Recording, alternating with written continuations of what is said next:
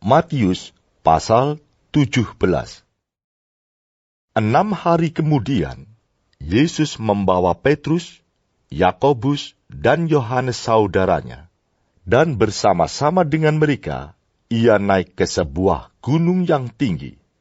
Di situ mereka sendiri saja. Lalu, Yesus berubah rupa di depan mata mereka. Wajahnya bercahaya seperti matahari, dan pakaiannya menjadi putih bersinar seperti terang. Maka nampak kepada mereka Musa dan Elia sedang berbicara dengan dia. Kata Petrus kepada Yesus, "Tuhan, betapa bahagianya kami berada di tempat ini. Jika Engkau mau, biarlah kudirikan di sini 3 kemah. 1 untuk Engkau, 1 untuk Musa, dan 1 untuk Elia."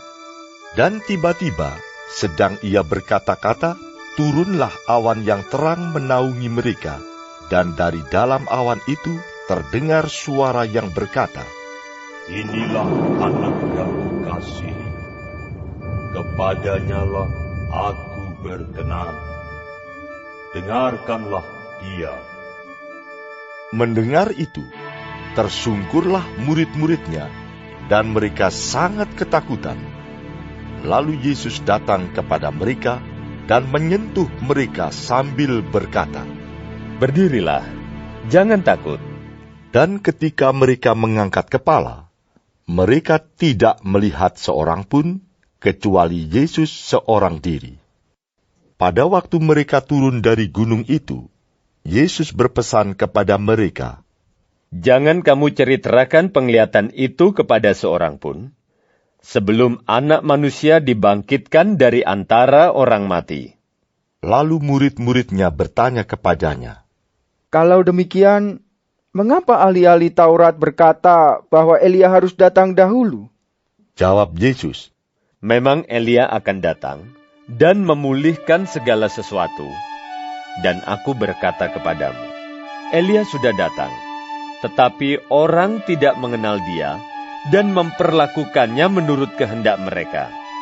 Demikian juga, Anak Manusia akan menderita oleh mereka.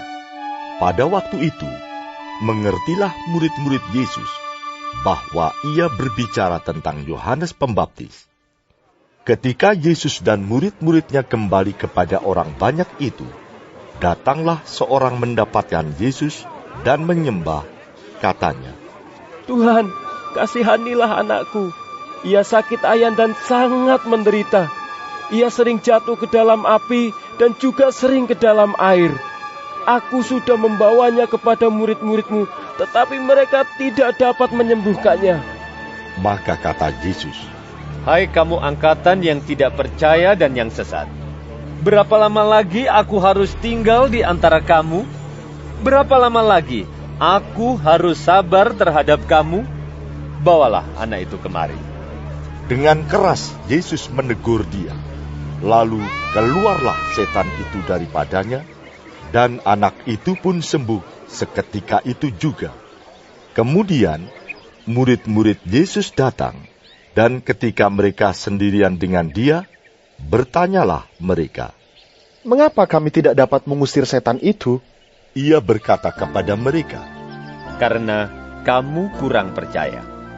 Sebab aku berkata kepadamu, sesungguhnya sekiranya kamu mempunyai iman sebesar biji sesawi saja, kamu dapat berkata kepada gunung ini, "Pindah dari tempat ini ke sana." Maka gunung ini akan pindah, dan takkan ada yang mustahil bagimu. Jenis ini tidak dapat diusir, kecuali dengan berdoa dan berpuasa. Pada waktu Yesus dan murid-muridnya bersama-sama di Galilea, ia berkata kepada mereka, Anak Manusia akan diserahkan ke dalam tangan manusia, dan mereka akan membunuh dia, dan pada hari ketiga, ia akan dibangkitkan. Maka hati murid-muridnya itu pun sedih sekali.